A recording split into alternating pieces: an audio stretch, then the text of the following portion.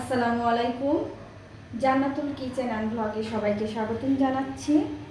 তো আজকে একটা টক আর কি জলপাইয়ের আচার রেসিপি তৈরি করব। তো এইখানে আমি জলপাইগুলো ভালোভাবে ধুয়ে মুছে নিয়ে এইভাবে কেটে নিয়েছি। একটা জলপাই থেকে 4 টুকরা করে কেটে নিয়েছি আর কি। আর চুলায় আমি একটা প্যান বসিয়ে দিয়েছি। এবার এর মধ্যে আমি সরিষার তেল দিয়ে দিচ্ছি। এখানে প্রথমে আমি হাফ কাপ পরিমাণ তেল দিয়ে দিলাম।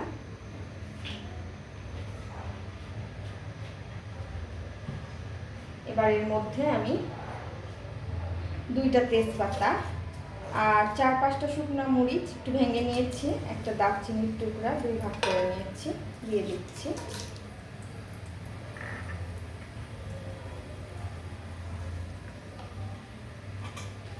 একটু নেড়ে নেব।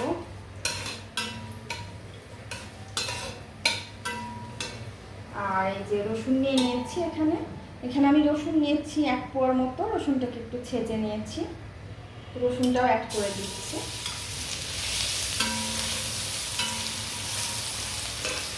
টক ঝাল আর কি আচারটা তৈরি করবো, এর মধ্যে কোনো চিনি দিব না। এটা আপনারা খিচুড়ি অথবা ভাত এর সঙ্গে খেতে অনেক ভালো লাগে আচারটা। তো রোদে দেওয়ার ঝামেলা ছাড়াই আচারটা কিভাবে আপনারা সংরক্ষণ করবেন আর সেভাবে আমি তৈরি করে দেখাচ্ছি। তো রসুনটাকে আমি একটু হালকা করে ভেজে নেব।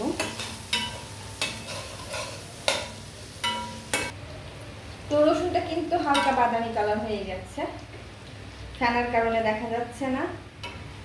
এবার আমি এখানে সরিষা বাটা দিয়ে দিচ্ছি। সাদা সরিষাটা 2 টেবিল চামচ পরিমাণ নিয়ে আমি এটা বেটে নিয়েছি।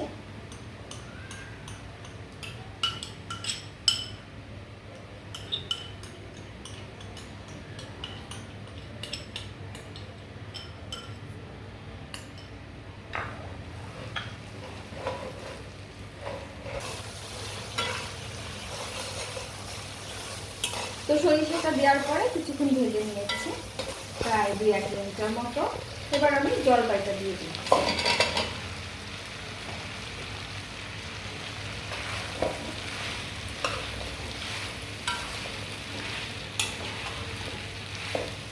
তো সেই সাথে আমি এবার মরিচ অ্যাড করছি, চিলি ফ্লেক্স দিয়ে দিচ্ছি।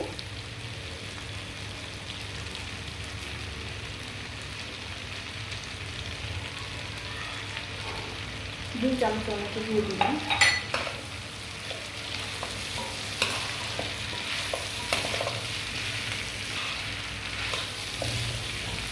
এবার জলপাইটাকে আমি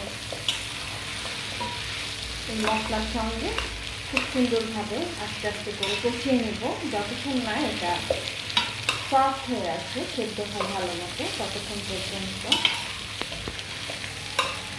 তো এবার আমি লবণ অ্যাড করছি। আমি লবণ আর বিট লবণ দুইটাই ইউজ করব। তো আমি লবণ দিয়ে দিচ্ছি।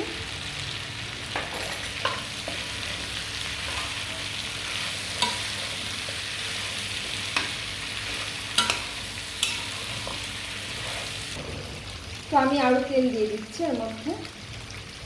এটা তেলের মধ্যেই হবে, আর ভিনেগার যাবে। ভিনেগারটা আমি একটু পরে অ্যাড করব।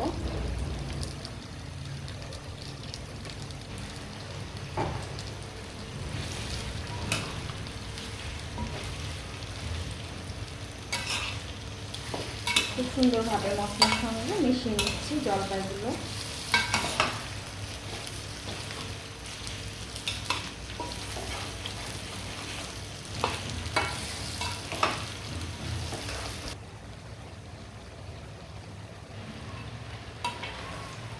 তো জলপাইটাকে আমি কিছুক্ষণ কষিয়ে নিয়েছি, এটা অনেকটাই সফট হয়ে গেছে। তো এর মধ্যে এবার আমি ভিনেগার অ্যাড করছি। যেহেতু এটা রোদ ছাড়াই আর কি তৈরি হবে, সেজন্য ভিনেগারটা একটু বেশি করে দিচ্ছি। প্রায় 1 কাপের 4 ভাগে 3 ভাগ দিয়ে দিলাম।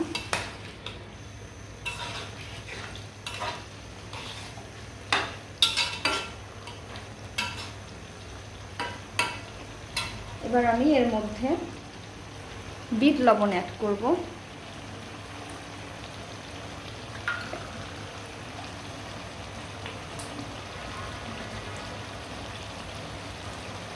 যেহেতু আমি সাদা লবণও দিয়েছি, এই জন্য বিট লবণটা বুঝিয়ে দিতে হবে।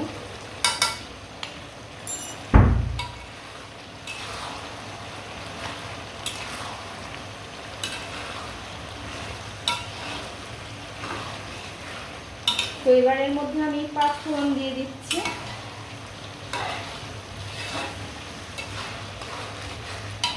এখানে আমি প্রায় 5 টেবিল চামচ পরিমাণ 5 ফোড়ন নিয়ে সেটাকে ভালোভাবে ভেজে নিয়ে, হালকা করে ভেজে নিয়ে গুঁড়ো করে নিয়েছি। তো এটা দিয়ে দিচ্ছি।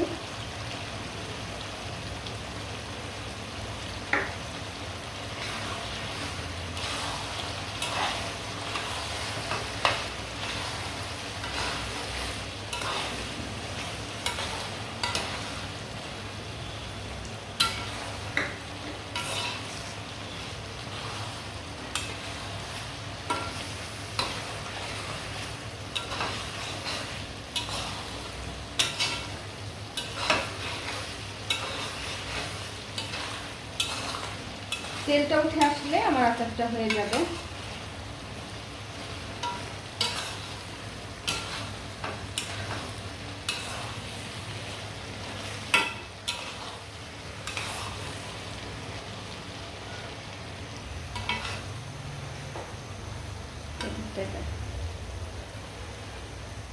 তো দেখতেই পাচ্ছেন আচারের মধ্যে কিন্তু এই যে তেল উঠে গেছে, আর আমার আচারটা কিন্তু হয়ে গেছে।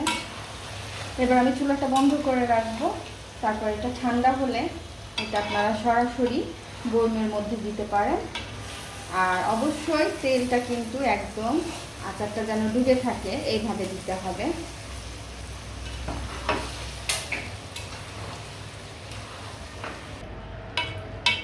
তো আজকের ভিডিওটা এখানেই শেষ করছি। খুবই সহজ আর সিম্পল আচারটা। আর এটা হচ্ছে আপনারা কাচের বয়মে সংরক্ষণ করবেন, আর তেলটা অবশ্যই একদম আচারটা ডুবে থাকে এইভাবে দিবেন। আর মাঝে মাঝে রোদে দিলেও চলে, আবার না দিলেও হয়। যেহেতু এর মধ্যে ভিনেগার দেওয়া হয়েছে সেই জন্য এটা আর কি নষ্ট হবে না। আর অবশ্যই ভেজা চামচ বা ভেজা কিছু দিয়ে আচারটা উঠাবেন না, তাহলে এটা দীর্ঘদিন আর কি ভালো থাকবে। তো আশা করছি এই রেসিপিটা সবাই ট্রাই করবেন। আর আমার ভিডিওটি ভালো লেগে থাকলে আমার চ্যানেলটিতে সাবস্ক্রাইব করুন। সাবস্ক্রাইব বাটনের পাশে থাকা বেল আইকনটিতে ক্লিক করুন। এতে করে আমার নিত্য নতুন সব রেসিপিগুলো আপনারা খুব সহজেই পেয়ে যাবেন। খুদা হাফেজ।